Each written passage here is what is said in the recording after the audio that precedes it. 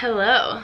So, it's been a while since I filmed anything fertility related or TTC related at all, and I was thinking the other day, I have no idea if I even updated like in terms of video footage when we did our last IUI. I just don't even know. But anyway, so we did an IUI. I know I have some footage from it, but I don't think I have filmed anything since. But we did an IUI back in, I guess, April, was it?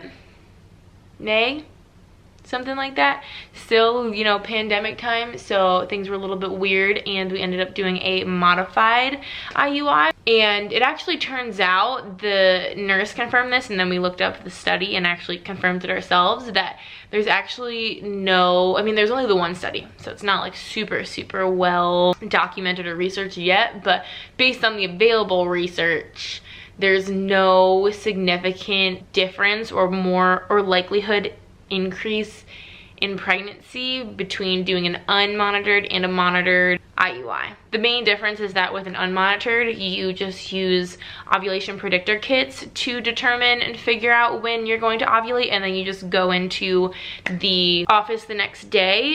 With a monitored IUI cycle, they obviously take your blood to check your hormones, they do ultrasounds to check like your follicles and all that, and then they also give you a trigger shot that triggers ovulation, but I ovulate on my own, so I don't need that, and the ovulation predictor tests kind of are a substitute for that and pretty much tell, rather than like me and the doctor deciding when I'm gonna ovulate and then making an appointment, I just find out on my own when I'm ovulating and then going for my appointment. So we did that, and I actually ended up ovulating like quite a bit later than I typically do. I usually ovulate like day 12-ish, 11 or 12, and I ended up not ovulating until day 14. So I definitely ovulated a little bit late, and I don't know if that had anything to do with the Clomid or if it was just kind of a weird month. It has happened like maybe once or twice based on like my TTC journal. I flipped through it. So I got inseminated, and it did not work, obviously, because I'm filming this. We took a couple months off just to try on our own, and we were doing a lot of traveling. That was the main reason. We weren't like gonna be in town, and that's kind of the tricky part with doing any fertility treatments, is that you are just at the mercy of your cycle. And so if you have a trip planned for the time you're supposed to ovulate, you can't really move anything around, so you just have to kind of skip that month, which it doesn't really bother me to skip months. Ken kind of hates it, but he actually recently started taking vitamin C supplements. He listened to a podcast or something that said like sperm motility, and I think the like density count was also improved quite a bit. I think it was like, I don't know if it was like 30 or 50%. It was like quite a bit. And again, it was only the one study, but all of the participants had improvements in their sperm quality from taking vitamin C. So he's been taking that religiously for the last month and change. So we're hoping it's making a difference. Obviously, there's no way to know. We obviously didn't get pregnant in the months that we took a break. So we are officially going to be trying again this month. Today's actually day 5 of my Clomid, so I've been taking Clomid for the last 5 days, so today is the last day. And again, I started taking my ovulation tests a little bit earlier than I typically would. I usually start taking them on day like 9 or 10, but I started taking them on day like 6 or 7 because I really obviously don't want to miss it. So I usually start, when I'm doing the IUI, I start a little bit sooner. And just like the last time I was on Clomid, I had like a really high LH level today, and today's day 7 or 8 in my cycle. Same thing last time I took Clomid. I was like over like 1.12 or something. I think last time I was like in 0.98, so hovering right around like 1. That's usually as high as I go. No, that's not as usually high as I go. Usually when I'm at my peak, I'm closer to like 2, but that's very high. Like typically when I'm normally taking my ovulation test, I'm starting, like I said, at day like 9 or 10, and I'll be at like 0.3, 0.5, 0.6. like it's very low, and then as I start getting closer to day like 11, 12, 13, it'll go up to like 0.8, 0.9, 1.5, 2.0. like it gets very high very quickly. So I always am confused why when I start taking them early, I notice such a surge on day like 8, when obviously I'm not ovulating. My period just stopped like 3 days ago, so there's no way. Then again, I also don't take the ovulation test this early in my cycle when I'm not doing an IUI, so I've never actually seen during a month when I'm not on Clomid if my LH levels are this high at this point in my cycle either. So I don't really, I'm just comparing Clomid month to Clomid month, and I really should. I mean, hopefully I get pregnant this month, so I can't even test this, and that's totally fine. But if I don't, I should really like take an ovulation test around this time on a month when I'm not on Clomid, just to see if this is a normal thing my body does or if it's the Clomid having an impact. Because last month I was really concerned. I was like, holy crap, did I just ovulate? And like we totally missed it, but turns out I didn't. And last time I was on Clomid, I ovulated very late, which is a little bit stressful because we're meant to be leaving for New Jersey to visit family in about a week from today. And so I'm hoping I ovulate like the next 3 or 4 days, and I'm really hoping that it doesn't get delayed for any reason, whether it's just my body or the Clomid or whatever. Again, since you can't really plan this, if I don't ovulate, we have to put off leaving for our trip, which we're driving, we don't fly, so we were very flexible with when we can leave, but it's just kind of hard because we don't even know when we can leave for our trip, because we don't know when I'm going to ovulate, we don't know when I'm going to get inseminated. So it's a little bit tricky, and we don't really tell anyone that we're doing this in the middle of it, so it's not like we can be like, hey, we'll come up after I'm inseminated, like we'll let you know, because they don't know that it's going on. So it's just a little bit, there's a lot of balls up in the air when it comes to this kind of stuff, because the timing is not under anyone's control. You just have to go with what your body says. And it's a little bit of a high pressure situation as well, because of course you have to be on top of taking your ovulation predictor test. You got to take them at the right time of day. You have to make sure that you're getting the right results so that you go in on the right day to obviously increase your chances and all that stuff. So that's what's going on. For me, thankfully, the Clomid does not have a single side effect. I don't even notice that I'm taking it. So I'm really thankful for that. So the only thing that I've been a little bit like, I don't know, a little internal conflict, I guess maybe you could say, is that my doctor says after the IUI to take it easy for like a couple days, but then you can continue your normal workout routine, whatever that may be, up to 45 minutes a day, 5 days a week, which my normal workout routine is at least 45 minutes, if not more, like 7 days a week. So, and I do pretty high impact, like fairly rigorous, intense workouts, like every single day. And he said to, you know, whatever your body's used to, just keep doing that. But I tried to take it easy last time and kind of like take the intensity down and do a lower impact style. And I mean, not that I can know, or not that I know that my working out had anything to do with why it didn't work, but you can't help but wonder if that had something to do with it. And based on my research online, pretty much everything says that you need to like do light workouts, like swimming or walking or aerobics or, you know, yoga, like something low impact, low intensity, because doing anything too intense can cause your muscles to kind of contract, just like all muscles do, but it can cause your muscles to kind of contract in ways that can hinder implantation and all kinds of stuff like that. And of course, as much as I'm like addicted to working out, and I work out every single day, and I hate to skip even a day, I even hate to take the intensity down, let alone skip. Obviously, getting pregnant is more important than anything, especially more important than working out every single day. Like, I need to mentally accept the fact that I need to chill on my exercise. And Ken doesn't really agree. He thinks that as long as I'm sticking to the 45 minutes 5 days a week, I should be fine. But of course, there's no way to know what's the reason that it doesn't work, and I just can't, like, I don't want to live with wondering, like, well, what if I had just skipped a few more days of working out? Like, would I be pregnant? Like, nothing's worth the risk. Even a workout is not worth the risk of not getting pregnant. So I'm kind of trying to figure out amongst myself what I want to do and how I want to handle that. That's kind of the conflict that I'm dealing with, because I still want to work out, and I need to work out. I literally am just so sluggish and just irritable when I don't work out. It's very important to me, but I don't want to do anything to jeopardize this working. And I actually just read a book which was really awesome, and if you're having any fertility problems, I highly recommend it. It's called Life After Infertility. I can link it. It was an incredibly well written book. The story did not go how I expected it to go at all, but it was extremely well written. The author is incredible. I wish she would write more books. She's amazing. And I got a little bit more insight into like different types of fertility treatments, and it seemed like most of them did require like no exercise and actually no sex either, which the doctor doesn't say anything about that for our purposes. But I don't know, I can't help but wonder if some of the things that are recommended for like IVF and all those different kind of treatments, like if they shouldn't be having sex for a certain reason, or shouldn't be exercising for a certain reason to to help improve the chances of achieving pregnancy, then like shouldn't that and wouldn't that kind of apply to like all fertility treatments when it comes to like facilitated pregnancy?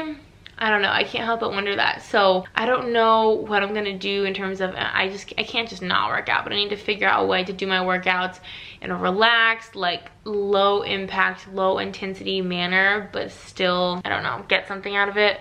It's just so hard for me to even think about just like not working out. But it's actually gonna be, the timing is gonna be good because we're going to New Jersey like immediately after, like I just said, so I'm not gonna have any of my dumbbells or anything with me there obviously, so I won't really be able to work out. I mean, I can go for walks and I could do, you know, no equipment needed workouts, but I think I'm gonna, you know, kind of take that time, because I'm gonna kind of be forced to take that time to just chill. What? Hi, what are you doing? Look at this beautiful girl.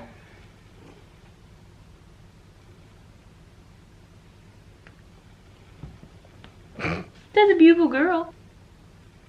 She's a very sweet, beautiful girl. Okay. So the timing will be nice because I'll be kind of forced to take a little chill pill. I'll probably just go for walks and stuff like that. But anyway, now that I've been rambling for quite a long time, that's just kind of where we are in the process. Obviously hoping and hoping and hoping and hoping and praying that it works this time around. If it doesn't, we'll do it again. I'm just really hoping and praying and praying and praying and praying that we don't have to do IVF, because no one wants to do that obviously, and I really don't want to have to go down that route at all. So I'm hoping and hoping and praying that it can work this time, or we can just get pregnant naturally, but we've kind of given up a little bit of hope on that. So I hope that this works out, and I'll update you guys. All right, it is Tuesday, August 11th, 2020. Ken just got back from his appointment this morning. What up, what up? 8 o'clock in the morning was his appointment. Would you like to give us a recap of how it went? It was, good. Good. Good. He feels very confident in how his appointment went. So now it's, my appointment's always 2 hours later, so we are gonna be leaving here in like 5-10 minutes, and it'll be my turn, which I don't know, whose part is like harder or easier? Like, your part is not hard, it's just a little bit. There's nothing you can do to screw it up. I can do something to screw it up. Well, I can screw it up afterwards, because I'm the one that has to walk around and make sure that I don't mess up the fact that I'm trying to grow a child. That's much less likely to screw it up versus me being able to screw it up very easily. They even have like on the label, did you miss any? Did you lose some? And like how much you lost? Like, Yeah. So clearly there is risk in this process. Yeah, but also I have the pressure of trying to keep it in me and not do anything to mess it up after the fact. So your pressure moment is extremely short-lived. Mine is for weeks and weeks and weeks, and I have to get something inserted into me, whereas you just have to go in there and watch something. I mean, it's uncomfortable, but your part is definitely easier. Says the woman. Yeah, the woman's always got the harder end of the stick in this conception situation. All right, we're here. I'm already changed. And we're doing this. How good am I matching with my mask, by the way. But that's a wrap, all done. Praying that this is the one. Is this a good look for me? Extraordinary. Okay, so she double checked. Yeah, they gave me a paper. She double checked from last time, and it was like 1.7 last time. This time it was 1.3. Okay. So quite lower. The motility last time was only 80-something%. This time 100% of them are moving. Oh, all right. So, all right. So there's a little bit less quantity, and then 80% of them are like the really good quality, 20% not such good quality, none are dead, and they're all moving. All right. But this went down by what, 4? So 400, I mean, that's probably but she's like, it literally only takes 1 out of the 1.3. But, so they're all pretty much really good. A lot of them are really... That is what I would wonder. Yeah, this is the washed sperm sample. That's not necessarily what I produced. No, that's not the full amount. That's Yeah. what they extracted. So that could be different than, we don't know what my real density was of the overall sample necessarily. Well, I think from the original sperm analysis, that would show the full quantity, because this is, when they analyze that, that's just to analyze what it's like. This is to specifically pull it out for conception. But, so 80% really good quality, 20% medium, none dead, and 100%. So you went up like, I think 15 or 18% or something in motility. All right, well. So it's good. Yeah. Even though there's less. I mean, I guess ideally there'd be like, Yeah. that's good. And so what was the vitamin C for? Was that was for motility, right? That wasn't for density? I think it was both. It was density and motility. So it might actually really work. You went up quite a bit. It's not like you went from like 87 to like 90. Yeah. You went up like over 10%. Yeah. I'm happy with that. You can't complain about it. So she was saying like between the less amount but the more quality, like you're still on a really good playing field. And like she said, it takes only one out of those 1.3. Yeah, so as long as we got what we need. And they're all moving, so that obviously it's hard to know. I think it's balancing act. I don't know. But I feel good. Yeah. I really have to pee, because last time they told me I had to pee last time, not intentionally, and they were like, oh no, that's actually really good for your bladder to be full, for whatever reason. I don't know if it's pushing on whatever. So on the way here, I chugged like 50 ounces of water. I literally drank my whole daily. That's how much I was supposed to drink in a day, a little less than what I was supposed to drink in a whole day, and I just chugged it in 15 minutes. So I need to pee as soon as we get home. But yeah, that's just such a super painless process, and my nurse is so awesome. I really like her. And it's such a chill process. And then afterwards, like for the 15 minutes that they let you lay there, they turn on this light that has clouds on it and play like this really, really like massage, like massage parlor kind of music, like just so relaxing. It's so, you're just chilling there. It's so nice. And you're on an incline, of course, as well, so. Oh my gosh, I just laid down on the couch after we got back. And well, first of all, I had to pee so bad, like so bad. And then I laid down on the couch after I did that and fell asleep for a little bit. Oh, but we were just comparing some of Ken's like counts, like his percentages and his numbers. And when he originally had his sperm analysis, he had like, I think only 50% motility. It's kind of hard to read those results compared to like the way we're getting the results now, so it's a little hard to tell. And his quality sperm was like really, really low. So it seems like the quality of this sample was way, way, way better, and the motility is as good as you can possibly get it. And I mean, that's all incredible improvements. I mean, other than the fact that the quantity was a little bit lower, but I'm thinking the fact that the quality is better will totally, hopefully make up for the fact that the quantity is a little bit lower, because if you take into account the fact that 12% of the last sample was completely dead, that basically gets that 1.7 something closer to like the 1.3. So I think we're in much better odds for this time around. It's just crazy that from his, unless maybe his original analysis was just really a bad sample, like a bad example. But it seems like the vitamin C maybe could be to account for all of this. He's been taking it and it looks like it's actually had impact. So that's really crazy and really exciting to see. So I'm feeling very, very, very hopeful. However, my bladder was so full on the way back that it was like extremely painful. And obviously just being me, I'm like freaking out, being like, oh my gosh, what if it was like too full and it was like pressing against my like ovaries or like my uterus, or like what if the pain of me like trying to hold it in was like clenching the muscles, which is not good. Like, of course I'm like freaking out about that, but it was only for like 10 minutes. So I feel like, what harm could it have really done in that time? So I'm trying to just take it easy for the rest of the day and get some stuff done for when we leave for our trip. But yeah, we are feeling very excited and very hopeful. All right, it is Monday, August 24th, 2020. And I'm pretty sure my period is starting this morning. It's just like a little something. So not anything crazy, but my period's due like tomorrow. So it wouldn't be surprising if that was it. So another round of IUI has not worked for us, which again, no one here is surprised, disappointed, yeah, but not surprised. And I actually was doing a little bit of research this morning, and I'm sure I've done this research before, but you know how it is every time that something does or doesn't work, you want to look up a reason why. And this website, and they had quite a few studies listed that if you have less than 10 million, like total modal count, I think is TMC, IUI most likely will not work for you. I think with our TMC, total modal count, we have like a literally 5% chance of it working.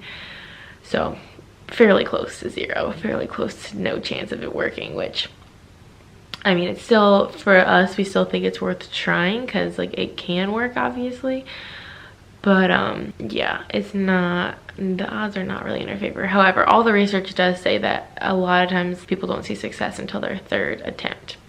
So we are going to try one more time just because I feel like we might as well. There's no reason not to, but we're kind of starting to wrap our minds around the fact that we're gonna probably need to do IVF, which obviously sucks, and that's gonna be a whole, we'll call it an adventure. I feel like a positive spin on it. That's gonna be a whole adventure unto itself that I'm not sure how I feel about that, but I think that that is kind of where this is leading. I mean, obviously we are hopeful that this third time is going to work, but in the event that it doesn't, we are kind of preparing ourselves to have to go down that road, which I think it's good to kind of start mentally preparing ourselves for that and just start getting comfortable. Well, I don't know if we'll ever get comfortable, but just start getting that idea into our heads so that it doesn't feel so crazy, even though I'm sure it still will, because it is kind of a crazy process. I've been following, at the time, I don't know when any of this footage is ever gonna hit the internet, but I've been watching Leanne Says. I've watched her literally since she was probably like 15. I swear I've been watching her forever. But her and her husband are actually currently undergoing like their second stimulation egg retrieval process, because the first time kind of worked. They only got like one embryo out of it, and obviously you hope for a lot more than that.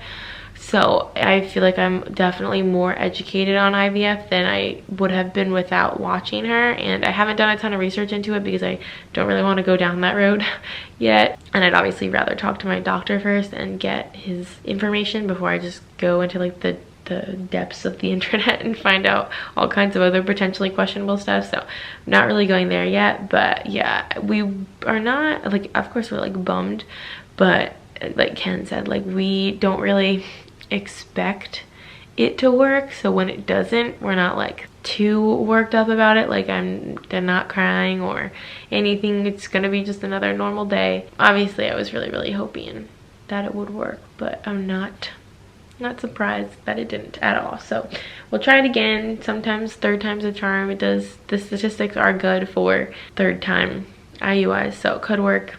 But anyway, that's the update.